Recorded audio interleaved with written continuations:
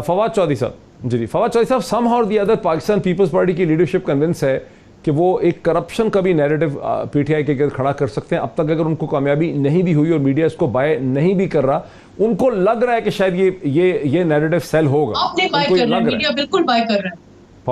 जो बाय कर रहा है मीडिया कर रहा है वो समझते हैं, मैं तो नहीं कर रहा। देखिए मैं आपको बताऊं ना, एक करप्शन के इल्जाम आप उस तरह वो बंदा लगा सकता है जिसका पहली बात तो ये है कि अपनी कुछ मिनिमम क्रेडिबिलिटी हो। ये तो नहीं कि चलो वो कोई अपना फकीर ही होगा तो इल्ज़ाम लगाएगा, ऐसा नहीं है, लेकिन को मिनिमम क्रेडिबिलिटी हो। पहली बात तो ये है कि पीपल्स पार्टी की लीडरशिप जो ये बयान लगा रही है, ये जो बातें कर रही है, उनकी मिनिमम क्रेडिबिलिटी भी नहीं है किसी को चैलेंज करने की, नंबर 1। नंबर 2 ये है कि ये इल्ज़ामात फॉर एग्जाम्पल उन्होंने लगाए हैं वो इतने ज़्यादा आप समझिए कि फ्लिमजी हैं, उनमें इतनी ज़्यादा, मसलन अलीमा खान की वो बात करते हैं। अलीमा खान ने एक कंपनी कॉटन एंड कॉटन के नाम से, वो यहाँ से अपने एक्सपोर्ट करती थी। उन्होंने एक प्रॉपर्टी अमेरिका से, उनको पेमेंट दुबई में आई, उन्होंने अपार्टमेंट लिया, 2.5 करोड़ की टोटल वो प्रॉपर्टी थी।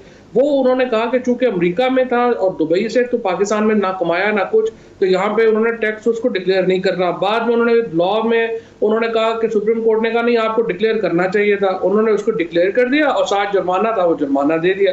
अब वो कह रही है अलीमा भी, जो अपना डॉक्टर नफीसा शाह कह रही है कि हम मुतमईन नहीं हुए। भाई सुप्रीम कोर्ट मुतमईन है तो आप कौन होते हैं मुतमईन होने ना होने वाले, पहली बात। फिर उसके बाद ये जिस तरह से इन्होंने बात की है फॉर एग्जांपल खुसरो की या फैसल वाडा की, अगर फैसल वाडा मेंबर नेशनल असेंबली हैं, उनके तमाम एसेट्स डिक्लेयर्ड हैं, अगर आप समझते हैं कि उनके एसेट्स डिक्लेयर्ड नहीं है, आप इलेक्शन कमीशन में उस वक्त जाते, आप उनकी पिटीशन फाइल करते, वो आपने फाइल नहीं की है, और जंग के बाद जो मौका याद आए वो अपने मुंह पे मारना चाहिए। तीसरी बात इन्होंने करी है खुसरो बख्तियार की। देखिए खुसरो बख्तियार हो, बाबर अवान हो, अलीम खान हो, सब्तैन साहब हो, हमारे तमाम लोग जिनके ऊपर इल्ज़ाम लगे हैं, इससे पहले उन्होंने रिज़ाइन किया है, वो जेल गए हैं, जमानतें ली हैं, वापस आए हैं। खुसरो बख्तियार के ऊपर कोई इल्ज़ाम फॉर्मल नहीं हुआ, और जब अगर फॉर्मलाइज होगा वो भी वही करेगा जो बाकियों के लिए असूल है। लेकिन ये तो ख्वाहिशों के ऊपर तो नहीं हो जाना कि ये मैंने कह दिया तो हो जाए। इसलिए ये तमाम जो इनके इल्ज़ामात हैं उनमें देखें ना, ये तो ऐसे ही कि वो आटा गूंथते हिलती क्यों है वाले हिसाब है। तो इसलिए इनके इल्ज़ामात पे कोई हैसियत नहीं है मेरी नज़र में। अगर अपोजिशन को किसी वक्त पॉलिटिक्स करना चाहती है, मेरा एडवाइस तो ये होगी कि पाकिस्तान के लिए इस वक्त इम्पॉर्टेंट ये है कि ये इम्पॉर्टेंट नहीं है कि हम 24/7 जो है वो हुकूमत और अपोजिशन आपस में लड़ते रहें। 24/7 हम एक जाली से स्कैंडल, जिस तरह से अभी नफीसा शाह बनाती रही है, उस तरह के हम स्कैंडल बनाते रहे, एक दूसरे के ऊपर जो है वो कीचड़ उछालते रहे। असल बात यह है कि ये 22 करोड़ की आबादी का मुल्क है, दुनिया का छठा बड़ा मुल्क है। इसको हमने आगे भी लेके जाना है या इस तरह ही हमने एक दूसरे को टके टोकरी करता रहना है? हमें एक मिनिमम कॉमन एजेंडा हुकूमत को और अपोजिशन को बनाने की तरफ आना चाहिए। एहतसाब के निज़ाम से आप मुतमईन नहीं हैं, ऑल्टरनेटिव दीजिए। 10 साल तो आप इसी निज़ाम के साथ रहे, आप लोग तो खुश थे, चेयरमैन से लेकर चपरासी तक का आपका अपना लगाया हुआ है, तमाम केसेस आपके अपने दौर के बने हुए हैं, तमाम जो वकील हैं वो आपके अपने हायर हुए हैं। अब आप रोज उठ के कहते हैं कि ये निज़ाम ही सही नहीं है। तो अगर आपका निज़ाम दोबारा तमाम अपने दौर में इन्होंने इस्लाहात की तरफ एक कदम नहीं बढ़ाया, सवाए इसके कि महकमों में नौकरियां बेचें, ट्रांसफरें बेचें, ये करें वो करें, कोई सब्सटेंटिव काम नहीं हुआ। अब भी मैं समझता हूँ कि पीपल्स पार्टी को, PMLN को सर जोड़ के बैठना चाहिए और ऑल्टरनेटिव इस्लाहात। ठीक, ब्रेक मुझे लेने दीजिए। क्या हुकूमत और अपोजिशन के दरमियान एक मिनिमम कॉमन एजेंडा, जैसे फवाद चौधरी कह रहे हैं, वो हो सकता है? और फिर एक बहुत बड़ी इंटरेस्टिंग चीज़ के जो हम इसका भी जिक्र करेंगे कि डोनाल्ड ट्रंप जो है वो फरवरी में बिल्कुल पुरएहतमाद थे कि वो इलेक्शन जीत सकते हैं, उनकी इकोनॉमिक परफॉर्मेंस रोबस्ट थी, लेकिन अब ऐसा लगता है कि जो बाइडन की रेटिंग जो है उनसे बहुत बेहतर है। तो PTI की हुकूमत भी अगर अपने 6 माह में, 1 साल में अपनी परफॉर्मेंस को इंप्रूव कर लेगी, इलेक्शन से पहले अगर उसकी परफॉर्मेंस इंप्रूव हो जाएगी तो फिर तो उसकी परफॉर्मेंस इंप्रूव हो जाएगी। ये भी एक सवाल है जो डॉक्टर नफीसा शाह साहिबा से मैं समझना चाहूँगा आफ्टर द ब्रेक। नाज़रीन वेलकम बैक। फवाद चौधरी साहब, मैं क्विकली एक क्वेश्चन आपसे पूछ लूँ आमिर लियाकत हुसैन साहब के हवाले से। ये ऐन मुमकिन है कि 6 महीने 9 महीने में आप अपनी परफॉर्मेंस इंप्रूव कर लें, आपकी पार्टी जो इनिशिएटिव्स आप ले रहे हैं, लेकिन इस वक्त आपकी पार्टी ऐसा लग रहा है कि tide is turning against the PTI। ये आमिर लियाकत हुसैन साहब का इस्तीफे का कहना कि मैं कराची में कुछ कर नहीं पा रहा हूँ वगैरह वगैरह, इस पर क्या आपका रद्द अमल है? देखिए जी, बात यह है कि आमिर लियाकत साहब हों या बाकी MNAs हों, गिले होते रहते हैं। और पॉलिटिकल पार्टीज़ के अंदर जो है वो एक्सप्रेशन भी, हमारी पार्टी में फ्रेंकली पीटीआई वो वाहिद पार्टी है जहाँ पे आप खुल के एक्सप्रेशन भी कर सकते हैं, और जो है वो वहाँ पे इतना उसको लिया भी जाता है कि अगर कोई नाराज़ है, ये बात की है, कोई ऐसी क़यामत नहीं आ गई। बाकी पार्टीज़ में तो आपको पता रवाज ही नहीं है डिसेंट करना का अपनी पार्टीज़ के साथ, या लीडरशिप को बताने का कि आप किस कदर जो है वो क्या पॉलिसीज़ आप ले रहे हैं और ये तबाहकुन पॉलिसीज़ हैं।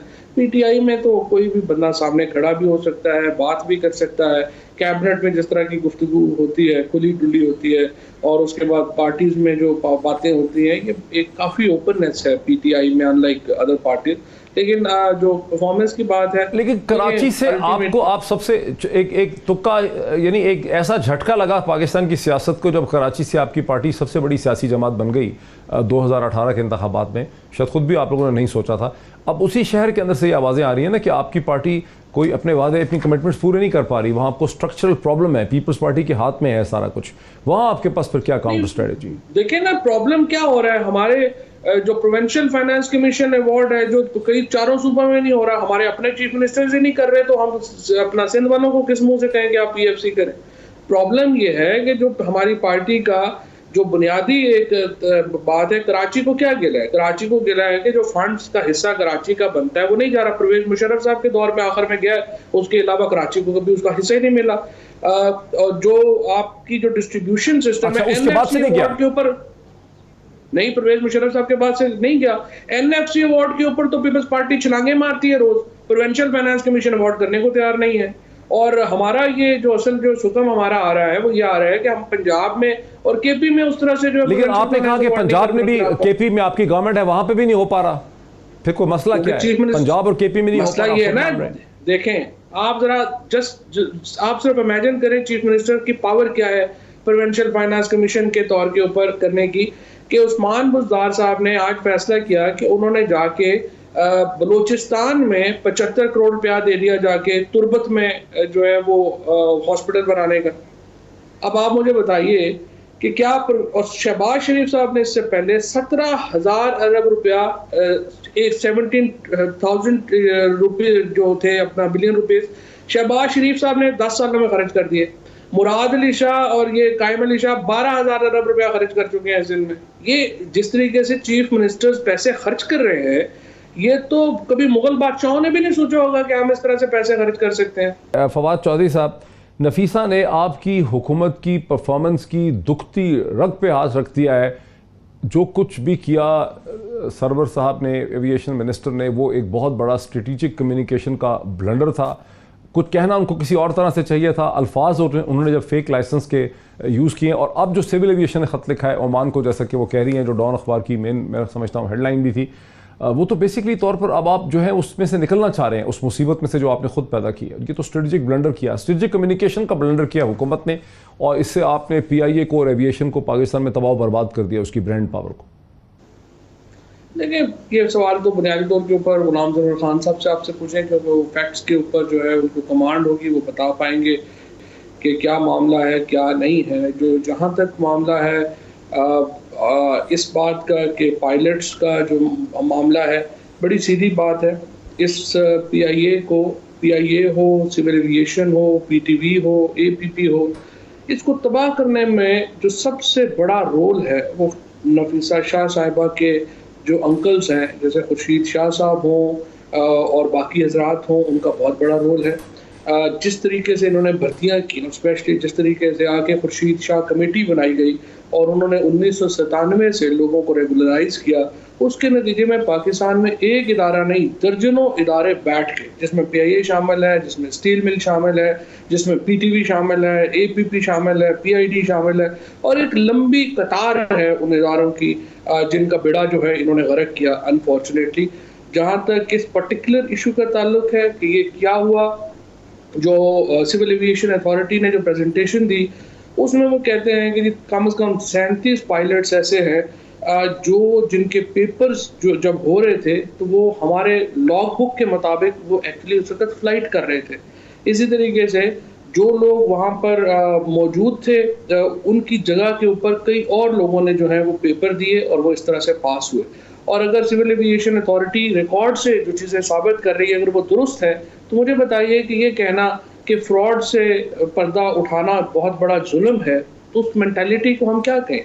बुनियादी तौर के ऊपर तो ये वही एक फ्रॉडस्टर मेंटालिटी है। आप सही कह रहे हैं, इनके जो आपकी बात में बड़ा वजन है कि आपकी बात में फवाद बड़ा वजन है कि वहाँ बड़ी सीरियस इरेगुलरिटीज थी, और जो airline transport pilot licence APLT गालबन उसको कहते हैं, जो कमर्शियल लाइसेंस के बाद दिया जाता है 1500 घंटे मुकम्मल करने के बाद, उसमें सीरियस इरेगुलरिटीज थी उसकी लाइसेंसेस के अंदर। सिविल एविएशन का जो लाइसेंसिंग डिपार्टमेंट था वहाँ पैसा वैसा चल रहा था, क्योंकि 70% उसका पास परसेंटेज था। लेकिन जो अगर मेरा जो इस्तदलाल है वो ये है कि जो अल्फाज इस्तेमाल किए गए फेक लाइसेंस के, बहरहाल ये पायलट के पास कमर्शियल लाइसेंसेस थे, ये 1500 घंटे चला चुके थे, ये सिमुलेशन एक्सरसाइजेज भी कर चुके थे। इरेगुलरिटीज़ को जब फेक लाइसेंस कहा, उस पर इंडियन मीडिया ने, दुनिया के मीडिया ने बिल्डअप कर लिया, यूरोपियन रेगुलेटर ने, अमेरिकन रेगुलेटर ने, बरतानवी रेगुलेटर ने, GCC कंट्रीज ने उसमें बिल्डअप, और अब आप उसी ब्लंडर से पीछे हट रहे हैं। जब DG सिविल एविएशन खतूत लिख रहे हैं तो बेसिकली उसी ब्लंडर की वजाहत कर रहे हैं। तो मैं कह रहा हूं कि आपकी गवर्नमेंट के कैबिनेट मिनिस्टर ने स्ट्रेटेजिक कम्युनिकेशन का ब्लंडर किया।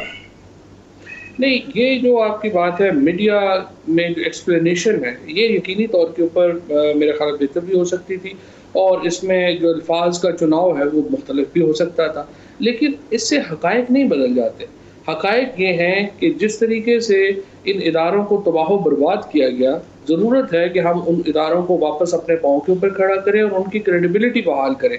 अगर आप ये माने कि जहाँ पे ये जिस 104 पायलट जिनके बारे में कहा जा रहा है कि ये आपने क्यों लिखा कि उनके लाइसेंस सही है, 104 पायलट्स के तमाम जो रिकॉर्ड है उसको देखा गया, वो रिकॉर्ड सही पाया गया और कह दिया गया कि इसका रिकॉर्ड जो है वो बिल्कुल सही है। इसमें क्या प्रॉब्लम है?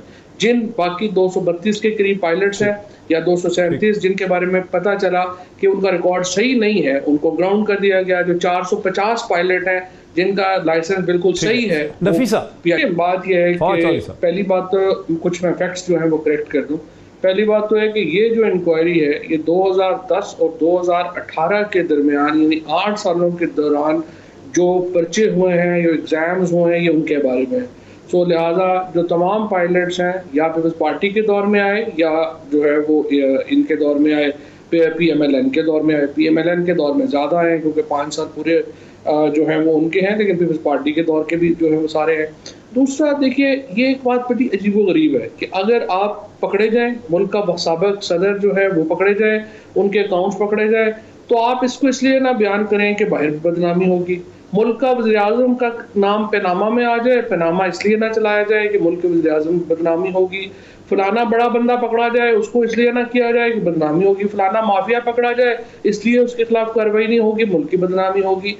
मुल्क की बदनामी कतई तौर पे इन चीजों से नहीं होती। मुल्क की बदनामी यहाँ बदनामी के अलावा PIA का और एविएशन की जो ब्रांड पावर है वो रिड्यूस हो गई है ना। यहाँ खाली बदनामी का मसला नहीं है, यहाँ एक्शन ले लिया है दूसरे रेगुलेटर्स ने।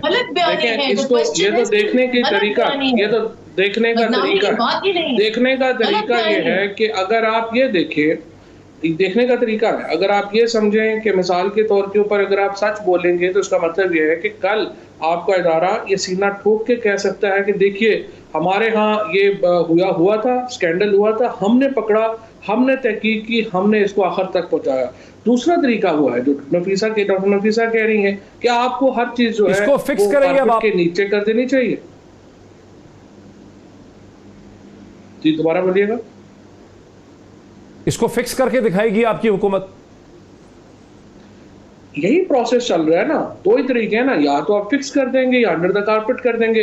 डॉक्टर नफीसा कह रही हैं कि जब भी इस तरह का कोई स्कैम पकड़ा जाए, जब भी कोई बड़ा बंदा पकड़ा जाए, माफिया पकड़ा जाए, तो एक्चुअली आपको चाहिए कि उसको कारपेट के अंदर नीचे कर दें।